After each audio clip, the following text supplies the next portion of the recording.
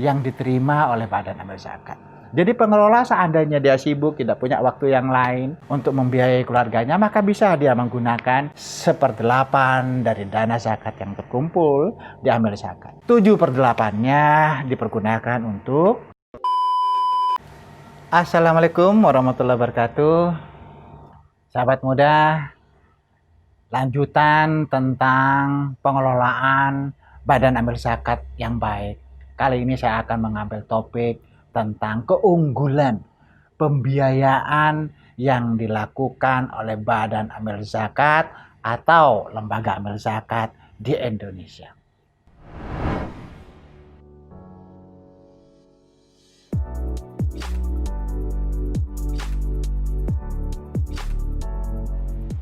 Sahabat muda, pembiayaan biasanya dilakukan oleh perbankan.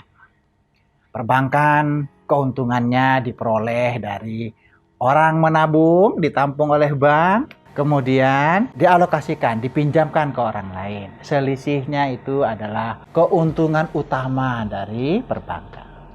Bagaimana pembiayaan yang dilakukan oleh Badan Amil Zakat? Apakah memiliki keunikan tersendiri dalam rangka memberikan dana produktif pembiayaan kepada masyarakat miskin agar mereka itu memiliki modal kerja untuk menjadi tidak miskin lagi? Sahabat muda, Badan Amil Zakat ini menarik.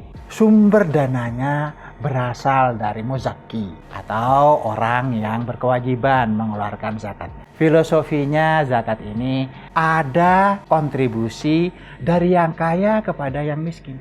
Yang kaya itu memberikan hartanya, yang miskin itu menerima hartanya. Sehingga kekayaan itu tidak menyebar di golongan orang-orang kaya saja. Harus terdistribusi terhadap orang-orang miskin juga, agar ekonomi itu berputar, agar ekonomi masyarakat memiliki daya beli. Dana yang terkumpul oleh Badan Amil Zakat itu sebagiannya dialokasikan kepada orang-orang mustahik, orang-orang miskin yang memiliki usia produktif. Sahabat muda, ada 8 asnaf yang berhak atas dana zakat. Salah satunya adalah amil zakat, pengelola zakat. Kalau di bank tuh bankirnya. Sahabat muda, kalau ada 8 asnaf, berarti ada 1/8 hak amil zakat. Kalau 1/8 itu ada 12,5%. 12,5% ini angka dari omset penerimaan zakat yang diterima oleh Badan Amil Zakat. Jadi pengelola seandainya dia sibuk, tidak punya waktu yang lain untuk membiayai keluarganya, maka bisa dia menggunakan 1/8 dari dana zakat yang terkumpul diambil zakat. 7/8-nya dipergunakan untuk mustahik yang lain, terutama adalah fakir miskin. Salah satu fakir miskin yang bisa diberdayakan adalah yang berusia produktif. Bagaimana mereka diberi kail kemudian menangkap ikan sendiri. Beda dengan orang tua jompo maupun anak kecil. Mereka itu diberi santunan agar mereka itu survive dan hidup lebih baik sesuai dengan kebutuhannya. Tapi kalau usia produktif, jangan dikasih ikannya, tapi dikasih modal. Pembiayaan usaha mikro binaan Basnas ini menjadi menarik. Menariknya salah satunya adalah sumber dananya itu dari muzaki. Kalau perbankan berkewajiban mengembalikan dana itu kepada penabung yang memberikan dana kepada perbankan. Sedangkan di Badan Amil Zakat ini tidak, karena memang itu kewajiban. Jadi sumber dananya itu memang khusus dialokasikan kepada mustahik, salah satunya fakir miskin. Agar pengelolaannya ini menjadi berputar, agar menjadi dana yang terus bergulir kepada mustahik yang lain, bisa jadi pengelolaannya itu adalah tanpa bunga, tanpa biaya administrasi. Sehingga kalau di bank syariah misalnya, tidak ada bunga tetapi ada biaya bagi hasil, ada biaya administrasi, ada biaya lain-lain yang dibenarkan oleh syariah. Di Badan Amil Zakat ini bisa zero interest, bisa 0%. Bahkan biaya administrasinya 0. Bahkan ditambah lagi dengan pendampingan agar usaha mikro binaannya itu tumbuh berkembang. Sahabat muda, pada penelitian-penelitian di tahun pertama tentang pembiayaan terhadap mustahik ini menarik. Banyak orang miskin yang dikasih modal usaha produktif binaan Basnas tidak dijadikan pancing untuk mendapatkan ikan. tidak diputar agar dia itu menjadi tidak miskin, tapi malah dikonsumsi. Orang miskin itu memang unik, dia memang tidak punya uang sehingga kadang-kadang dikonsumsi. Sehingga harusnya dijadikan dana produktif, dikelola menjadi sumber yang menghasilkan pendapatan, tapi justru malah dikonsumsi. Dan ini tidak sedikit. Orang miskin yang tadinya diharapkan menjadi tidak miskin lagi dengan dana produktif, masih banyak yang miskin. Di tahun-tahun berikutnya, saya teliti kenapa kok mereka seperti itu. Bagaimana agar mereka tumbuh berkembang. Semuanya itu sudah terjawab dalam hasil-hasil riset saya dan akan saya bagikan kepada masyarakat luas agar bermanfaat bagi masyarakat, khususnya dalam rangka mengentaskan kemiskinan. Sahabat muda, di dalam pembiayaan yang dilakukan oleh Badan Amil Zakat itu, keunggulannya itu tanpa bunga, tanpa biaya. Bahkan dia itu kalau pengen menyicilnya diperpanjang karena dia itu masih dalam tahap belum berkembang, itu bisa diberi keringanan. Karena Basnas tidak berkewajiban mengembalikan sumber dana yang masuk kepada muzaki.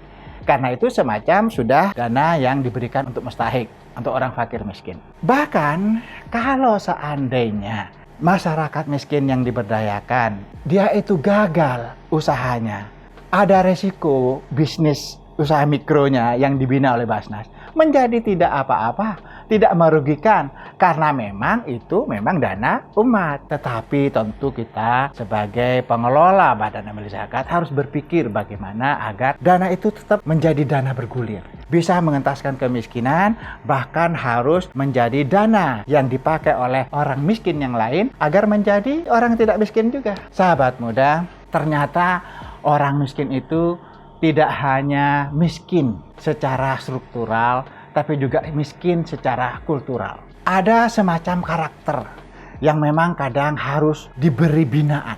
Bagaimana agar mereka itu entas dari kemiskinannya. Oleh karena itu, temuan bagaimana pembiayaan terhadap usaha mikro binaan Basnas ini harus ada pendampingan yang komprehensif. Ada di Jawa Barat, family to family.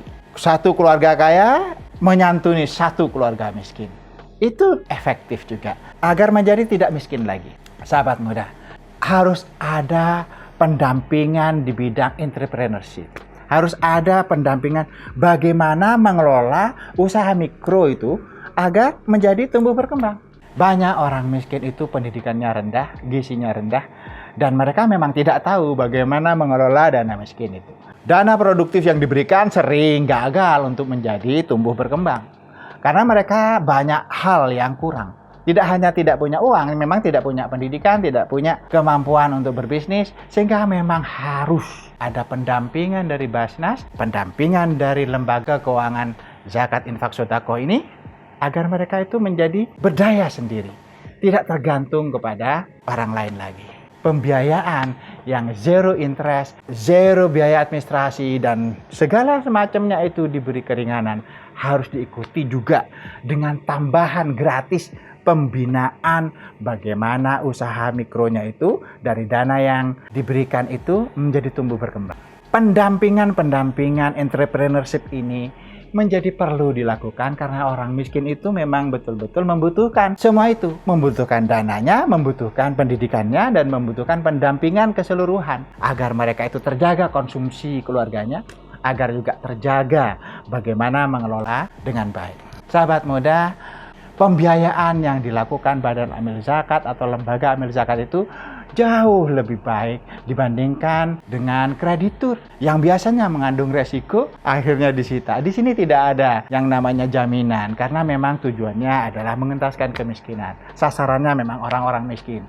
Tapi jangan dikasih uangnya saja. Walaupun namanya dana produktif, seluruh Indonesia banyak program dana produktif yang gagal mengentaskan kemiskinan karena tidak ada pendampingan yang memadai sampai berdaya sendiri. Sahabat muda, pembiayaan dari Badan Amil Zakat ini memiliki keunikan dan keunggulan dibandingkan pembiayaan perbankan. Tidak hanya pembiayaannya yang jauh lebih unggul, tapi juga banyak pendampingan gratis agar tumbuh berkembang, sehingga pendampingan sampai berdaya itu menjadi program yang penting oleh Basnas agar pengentasan kemiskinan di Indonesia menjadi efektif. Oleh karena itu, pembiayaan maupun pendampingan sampai berdaya sendiri adalah satu kesatuan yang harus dilakukan agar orang miskin menjadi berdaya sendiri. Sahabat muda, semoga bermanfaat. Salam untuk Indonesia.